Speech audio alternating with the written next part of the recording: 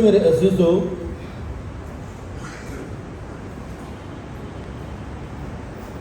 دنیا کی تقاریب میں چاہے وہ سماجی ہوں چاہے وہ سیاسی ہوں، دنیا کی جتنی بھی تقاریب ہیں، کسی قسم کی محفل بھی ہو تو لوگ ہمیشہ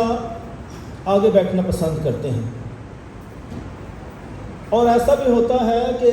انہیں یہ کہہ دیا جاتا ہے کہ مہربانی سے یہاں سے اٹھیں، یہ سیٹ کسی اور کے لیے ہے، یہ ریزرو سیٹ ہے۔ اور ایسی صورت میں بہت ندامت ہوتی ہے، شرمندگی ہوتی ہے، بے عزتی لوگ محسوس کرتے ہیں۔ یہ سلسلہ دنیا کی تقاریب کے لیے ہے، لیکن جب کلام کی بات ہوتی ہے، روحانیت کی بات ہوتی ہے، مذہبی تقاریب کی بات ہوتی ہے، تو پھر آپ نے پیچھے نہیں بیٹھنا، کوشش کریں سب سے پہلے آگے آ کر بیٹھیں، پیچھے نہیں بیٹھنا بلکہ آگے آ کے بیٹھیں۔ یہ فرق ہے دنیا کی تقاریب میں اور مذہبی روحانی تقاریب میں۔ آپ پیچھے مت بیٹھیں، آگے آ کر بیٹھیں تاکہ پیچھے آنے والے جو ہیں وہ پیچھے بیٹھ سکیں۔ تو یہ فرق آپ ضرور یاد رکھیں کہ خدا کی بادشاہت کے لیے آپ نے کیسی دکھانی ہے، پہلے آنا ہے ورنہ آپ پیچھے رہ جائیں گے۔ تو وہ دنیا کی جو تقاریب ہیں ان میں پیچھے آنے والوں کو آگے لے آتے ہیں، اور جبکہ روحانی تقاریب میں اور مذہبی تقاریب میں جو ہے آگے آنا بہت ضروری ہے۔ یہاں روحانی تقاریب کی خوبصورت بات یہ بھی ہے کہ سب برابر ہیں، کوئی کسی قسم کا امتیاز نہیں رکھا جاتا ہے، کوئی فرق نہیں رکھا جاتا ہے، کیونکہ ہم سب خدا کے سامنے برابر ہیں۔ کسی قسم کا کوئی نسلی فرق نہیں ہے، کسی قسم کے سٹیٹس کی بات نہیں ہے، ہم سب ایک خاندان ہیں، ایک ہی کنبہ ہیں، ایک ہی جماعت ہیں، ہم سب خدا کے سامنے برابر ہیں، اور ہم جو ہے اپنی عاجزی، حلیمی، فروتنی اور مہربانی کی وجہ سے آگے نکل آتے ہیں۔ وہ لوگ جو گھمنڈ کرتے ہیں، تکبر کرتے ہیں، غرور کرتے ہیں، سٹیٹس کی بات کرتے ہیں، وہ خدا کی نظر میں بہت حقیر ہیں، بہت ناچیز ہیں، لیکن جو حلیم اور فروتن ہیں، جو عاجز ہیں، وہ خدا کی نظر میں بہت آگے ہیں، وہ بہت اعلیٰ ہیں۔ اگرچہ وہ دنیا کی نظر میں کمتر ہوں گے، لیکن خدا کی نظر میں وہ جو خود انکاری کرتے ہیں، جو انکساری دکھاتے ہیں، عاجزی دکھاتے ہیں، معاف کرتے ہیں، قبولیت رکھتے ہیں، وہ سب خدا کی نظر میں بہت بڑے ہیں، اور ان کے لیے اجر بہت بڑا ہے۔ مجھ سے میرے عزیزو، خدا نے بنی اسرائیل کے لیے کیا کچھ نہیں کیا، لیکن پھر بھی وہ جو ہے خدا کی بغاوت کرتے رہے، خدا کو چھوڑ کر دوسرے معبودوں کی پرستش کرتے رہے، نافرمانی کرتے رہے، اور بہت دفعہ خدا کو انہوں نے چھوڑ دیا، لیکن اس کے باوجود بھی جو ہے خدا ان پر مہربان ہوتا ہے، خدا ان کے لیے رہنما بھیجتا ہے، اور خدا جو ہے ایسی باتیں پسند نہیں کرتا کہ کوئی شخص جو ہے اسے بے وفائی کرے،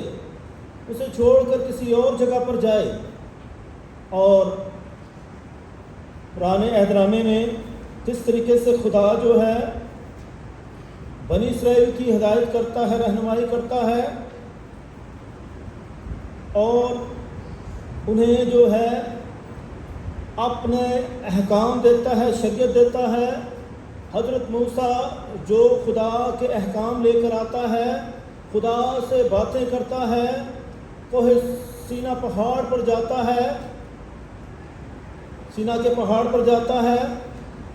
اور جب وہ پہاڑ پر جاتا تھا تو پہاڑ کا جو منظر تھا بہت غضبناک ہوتا تھا، کیونکہ جب پہاڑ پر وہ جاتا تھا تو کلام مقدس میں لکھا ہے، خروج کتاب 19 باب میں، خدا کوہ سینا پر اترے گا اور اس کے گردا گرد حد لگائے گا، تو اس کے گرد حد لگانا اور لوگوں سے کہنا کہ خبردار کوئی پہاڑ پر نہ چڑھے اور نہ کوئی اس کے کنارے کو چھوئے، جو چھوئے گا جان سے مارا جائے گا۔ یہاں تک جو ہے سختی سے اعلان کیا گیا کہ کوئی جو ہے خدا کی آواز کو بھی سننے کی کوشش نہ کرے۔ تو یہاں جو ہے لوگوں کو خبردار کیا گیا کہ خدا کا سامنا کرنا بہت مشکل ہے، کیونکہ خدا بہت پاک ہے اور ہم انسان جو ہے ناپاک ہیں۔ اس کے لیے پاک ہونا بہت ضروری ہے۔ اسی لیے خدا کے پاس جب آتے ہیں تو اپنے آپ کو پاک صاف کر کے آنا ہے، یعنی توبہ کرنی ہے، معافی مانگنی ہے۔ اور اسی طرح جو ہے خبردار کیا جاتا تھا کہ وہ خدا کی حضوری میں آنے کے لیے اپنے آپ کو تیار کرنا بہت ضروری ہے، ورنہ مارے جاؤ گے۔ مسیح میرے عزیزو، حضرت موسیٰ بھی وہ بھی گھبرا جاتا تھا، اس پر بھی خوف طاری ہو جاتا تھا، اور وہ خود لکھتے ہیں تشریح شرح کتاب میں، کیونکہ میں نے اس غضب اور سخت غصے سے جو خداوند کو تمہارے سبب سے ہوا اور جس میں وہ تمہیں فنا کرنے کو تھا، خوف زدہ ہوا، لیکن خدا نے اس کی سن لی۔ اور حتیٰ کہ جب ہارون سے بھی خدا ناراض تھا، جب اس نے بچڑا بنایا تھا، خدا اسے بھی قتل کرنے لگا تھا، اور اس وقت بھی حضرت موسیٰ نے خدا کی منت کی تھی کہ اسے مت مارنا۔ تو اس طرح خدا جو ہے غضبناک ہو جاتا ہے، غصے میں آ جاتا ہے جب وہ نافرمانی دیکھتا ہے، جب وہ گناہ دیکھتا ہے۔ اور اس دوران جو ہے خدا کے جو بھیجے ہوئے لوگ ہیں، جو ممسوح لوگ ہیں، وہ خدا سے درخواست کرتے ہیں، خدا کی منت کرتے ہیں، اور دعائیں کی جاتی ہیں کہ خدا ان سے اپنا غضب اٹھا لے، انہیں معاف کرے اور انہیں مت مارے۔ اس طرح مسیح میرے تو ہمیں پرانے ڈرامے سے سفارش کی بات ملتی ہے، دعا کی بھی بات ملتی ہے، منت سماجت کی بات ملتی ہے کہ خدا جو ہے اپنے ارادے کو بدل سکتا ہے، وہ معاف کر سکتا ہے، وہ رحم کر سکتا ہے، لیکن اس کے باوجود وہ انصاف بھی کرتا ہے، اور اس کا انصاف جو ہے بالکل ٹھیک ہے، اس میں کسی قسم کی خرابی نہیں ہے، کسی قسم کی جو ہے ناانصافی نہیں ہے، اور وہ انصاف کرتا ہے۔ اس لیے مسیح میرے عزیزو، یہاں پرانے عہدنامے اور نئے عہدنامے میں ہم فرق یہ ملتا ہے کہ خدا ہم میں بہت مہربان نظر آتا ہے، خدا بہت ترس کھاتا ہے، رحم کرتا ہے۔ پرانے عہدنامے کا عہد اور نئے عہدنامے کا عہد، ایک عہد جو ہے کوئی سینا پہاڑ پر ہوتا ہے، اور دوسرا عہد جو ہے کلوری کے پہاڑ پر ہوتا ہے، اور اس عہد میں، پرانے عہد میں جانوروں کا خون استعمال ہوتا ہے، جبکہ نئے عہد میں یسوع مسیح کا لہو استعمال ہوتا ہے۔ اور جب کاہن نے ہابل کو قتل کر دیا تھا، تو اس وقت بھی خدا اس کا لہو جو تھا پکارتا تھا، چلاتا تھا کہ خدا اس کا انصاف کرے۔ اس وقت وہ لعنت مانگتا ہے اپنے قاتل کے لیے، اور خدا جو ہے غصے ہوتا ہے، اور یہاں یسوع مسیح کا جو لہو ہے وہ معاف کرتا ہے، وہ زندگی دیتا ہے، وہ رحم کرتا ہے۔ اس لیے مسیح مرزو خداوند ہمارے لیے قربان ہوتا ہے کلوری کے پہاڑ پر۔ اور یہاں یروشلم کی بات بھی ہوتی ہے، کیونکہ کوئی جو ہے کوئی سینا پہاڑ وہ مصر میں ہے، اور یروشلم جو کہ حضرت داؤد کا شہر تھا، اور یہاں بہت بڑا قلعہ بھی تھا۔ یہیں پر جو ہے سہون کا پہاڑ بھی ہے، اور سہون کی وادی بھی ہے، اور یہیں جو ہے بیت لحم بھی ہے، یسوع مسیح کی پیدائش کی جگہ، اور یہی سارے واقعات ہوتے ہیں کس طریقے سے یہیں مسیحیت جنم لیتی ہے، پرورش پاتی ہے، اور یہیں ہم دیکھتے ہیں کہ یسوع مسیح کی جان کنی کی حالت ہوتی ہے۔ یسوع مسیح دکھ اٹھاتا ہے، مصیبتیں سہتا ہے، اور اپنی جان کا فدیہ دیتا ہے۔ تو یہاں پرانے عہدنامے میں، زبوروں میں بھی ذکر آیا ہے بار بار سہون کا، کہ صہیون پر خداوند نمودار ہوگا، خداوند آئے گا اور وہ بہت جاہ و جلال کے ساتھ آئے گا، اور یہ جو ہے یروشلم کے بالکل قریب ہے۔ یہ پہاڑ جس پر ابھی بھی یہودیوں کا یہ دعویٰ ہے کہ خداوند جو ہے مسیحا آئے گا، پورے جلال کے ساتھ آئے گا، اور تاریخی طور پر یسوع مسیح آ چکا ہے، اور یسوع مسیح جلال کے ساتھ بھی آئے گا، مکاشفہ کے مطابق پورے جاہ و جلال کے ساتھ آئے گا، مکمل فتح کے ساتھ آئے گا، اور اپنے برگزیدوں کو اپنی میراث میں شامل کرے گا۔ اس لیے مسلم عزیزو، ہمارے لیے پرانے عہد اور نئے عہد کو پیش کیا گیا ہے کہ ہم نئے عہد کے پاس آئیں، نئے عہد میں شامل ہوں، جس میں ہمارا خدا یسوع مسیح ہمیشہ ہمارے ساتھ ہے، ہم پر مہربان ہوتا ہے، ہمیں خدا کی مکمل حضوری دیتا ہے، اس خدا کی جس کے لوگ قریب جانے سے ڈرتے تھے کہ ہم مر جائیں گے، لیکن وہ بھی خدا ہمیں یسوع مسیح میں مکمل مل جاتا ہے۔ اور یہ بھی لکھا ہے عبرانیوں کے نام خط میں کہ خدا جو ہے ہمارا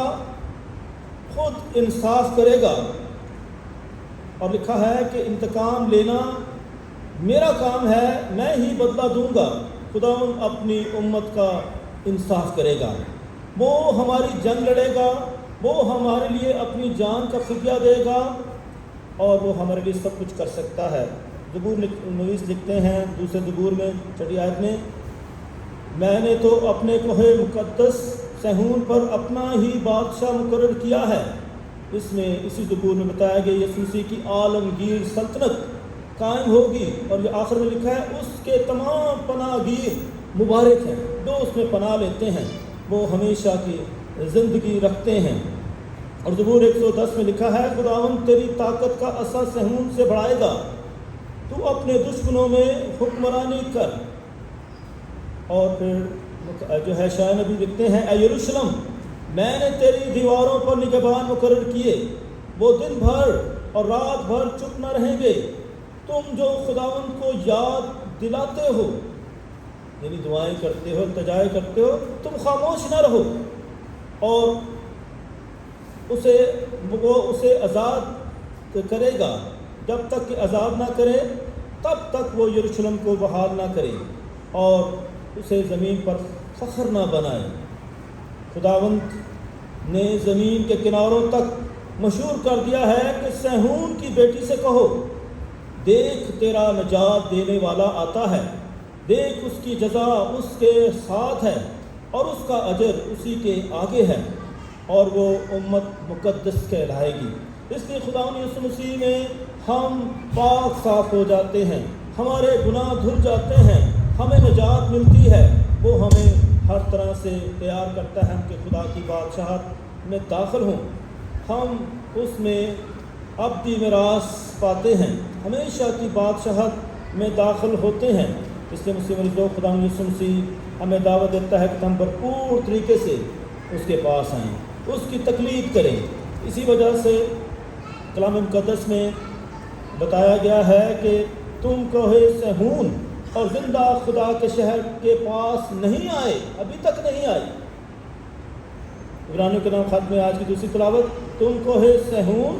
اور زندہ خدا کے شہر کے پاس نہیں آئے۔ خداوند یسوع مسیح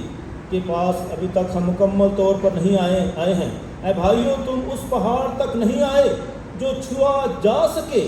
نہ اس کی جلتی آگ اور کالی گھٹا اور تاریکی اور طوفان اور نسنگے کے شور اور کلام کی آواز کے پاس، جسے سننے والوں نے سن کر درخواست کی کہ یہ کلام پھر ہم سے نہ کیا جائے۔ یہ کوہ جو ہے کلوری جو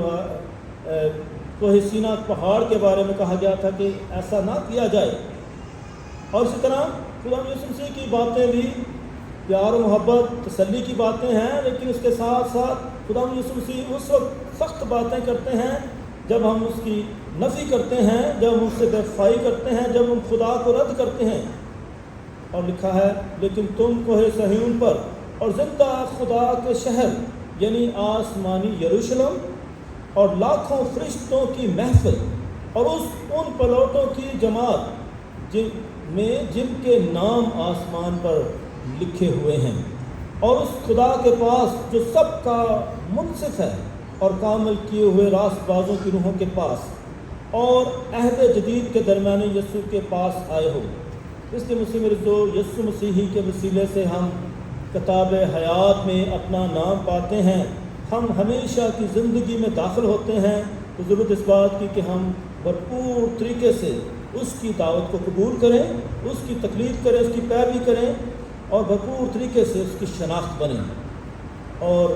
انجیل نویس نے بھی بتایا ہے کہ جو کوئی اپنے آپ کو بڑا بنائے گا وہ چھوٹا کیا جائے گا، اور جو کوئی اپنے آپ کو چھوٹا بنائے گا وہ بڑا کیا جائے گا۔ جیسے کہ میں نے شروع میں کہا کہ ہم مذہب میں، روحانیت میں سب سے پہلے آنے کی کوشش کریں، سب سے پہلے آئیں، دیر نہ کریں، لیٹ نہ ہو جائیں، دنیا کے کام ختم نہیں ہوں گے۔ اور اسی میں جو خدا ہمیں دعوت دیتا ہے کہ بھرپور طریقے سے اس کے پاس آئیں۔ اسی لیے خدا کی بادشاہت کو تمثیلوں میں بیان کیا گیا ہے کہ جب تو شادی میں بلایا جائے تو صدر جگہ پر نہ بیٹھ، شاید کہ تجھ سے بھی کوئی زیادہ عزت دار بلایا گیا ہو۔ تو خداوند کی جو ہے بادشاہت کو ضیافت کے ساتھ بھی تشریح کی گئی ہے کہ ضیافت کے لیے تیاری کی جاتی ہے، ضیافت میں لوگوں کو بلایا جاتا ہے جیسے کہ شادی کی ضیافت ہوتی ہے، اور اسی طرح اس کی مکمل تیاری ہوتی ہے، اور اس جو ضیافت میں بہت خوشی ہوتی ہے، بہت خوراک ہوتی ہے، اور یہ ایسی ضیافت ہے خدا کی بادشاہت کی جس میں سب کو دعوت ہے، سب لوگوں کو بلایا جاتا ہے۔ لیکن پھر بات آتی ہے کہ آیا ہم شادی کے لباس کے ساتھ آئے ہیں کہ نہیں، کیونکہ جب لباس کی بات ہوگی، تیاری کی بات ہوگی تو وہ چیک تو کی جائے گی۔ چاہے آپ دوسرے لوگ کہیں کہ میں تو اچانک ہی بلایا گیا ہے، پہلے بتا دیتے تاکہ ہم تیاری کرتے ہیں، چاہے پہلے بلایا یا بعد میں بلایا ہے، تیاری مست ہے کہ ہم تیاری کریں۔ کچھ لوگوں کو تیاری میں بہت ٹائم لگتا ہے، بہت وقت درکار ہے، ابھی تیاری مکمل نہیں ہوئی، لیکن تیاری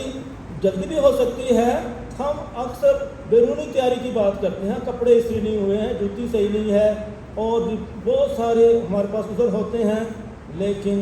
خداوند کے پاس آنے کے لیے ہمیں اپنے دلوں کو تیار کرنا ہے، اپنے دلوں کو چاہ کرنا ہے، اپنے گناہوں سے نفرت کرنی ہے، اپنے گناہوں پر پشیمان ہونا ہے، توبہ کرنی ہے، معافی مانگنی ہے۔ یہ ہے اصل تیاری، تاکہ ہم بھرپور طریقے سے جو ہیں خداوند کی ضیافت میں شریک ہوں۔ مسلم عزیزو، اب جس وقت ہم ایسے دور سے گزر رہے ہیں جب بہت زیادہ دنیا میں پریشانی ہے، غربت ہے، بے روزگاری ہے، اور اب جو قدرتی مسائل ہمارے سامنے ہیں، یہ فلڈ کی وجہ سے جیسا 2010 میں آیا تھا، لوگوں نے ملک میں بہت تباہ کاری دیکھی تھی، کیونکہ جب بھی یہ وقت آتا ہے تو تمام گلیشیئر جو ہوتے ہیں وہ پگھلتے ہیں سورج کی گرمی کے ساتھ۔ سخت گرمی اس سال بہت بڑی ہے، اور پھر اس کے ساتھ جب بارشیں بھی ہوتی ہیں تو بہت زیادہ پانی آتا ہے اور پھر سنبھالا نہیں جاتا۔ ابھی کتنے جو ہیں ڈیم جو ہیں وہ بھر چکے ہیں، کتنے پل تباہ و برباد ہو چکے ہیں، لوگوں کے گھروں میں پانی آ چکا ہے، کتنا نقصان ہوا ہے جانی اور مالی۔ اگر آپ ان دنوں ویڈیوز دیکھیں تو عبرت حاصل ہوتی ہے، آخرت نظر آتی ہے کہ شاید قیامت آ گئی ہے۔ تو یہ ساری باتیں جب دیکھتے ہیں تو یقیناً خدا یاد آتا ہے کہ سب کچھ یہیں رہ جائے گا، سب کچھ تباہ و برباد ہو جائے گا۔ لوگوں کو اپنی جان کی فکر ہے کہ اپنی جانیں بچائیں۔ اتنی تباہی اور بربادی اس سال ہمارے سامنے آ رہی ہے، لوگ کہتے ہیں کہ یہ 2010 سے بھی زیادہ تباہ کاری لے کر آئے گا۔ پورا ملک جو ہے سیلاب کی لپیٹ میں ہے، اور سیلاب بہت بڑے پیمانے پر آ رہا ہے۔ وہ علاقے بھی جہاں مکان بلندی پر تھے، پہاڑوں پر تھے، وہ بھی متاثر ہو رہے ہیں، کیونکہ پانی اتنے زور کے ساتھ آ رہا ہے، اتنے جوش کے ساتھ آ رہا ہے، لوگوں کو خدا یاد آ رہا ہے۔ تو مسیح عزیزوں، اب ضرورت اس بات کی ہے کہ ہمارے جو حکمران ہیں، جنہیں خدا نے مقرر کیا ہے کہ وہ ملک کی باغ دوڑ سنبھالیں، کہ خدا ان کو فہم عطا کرے تاکہ وہ ملک میں زیادہ سے زیادہ ڈیمز بنائیں، زیادہ سے زیادہ ڈیمز بنائیں تاکہ پانی کو اسٹور کیا جائے، پانی سے بجلی بنائی جائے، پانی سے جو ہے زمینیں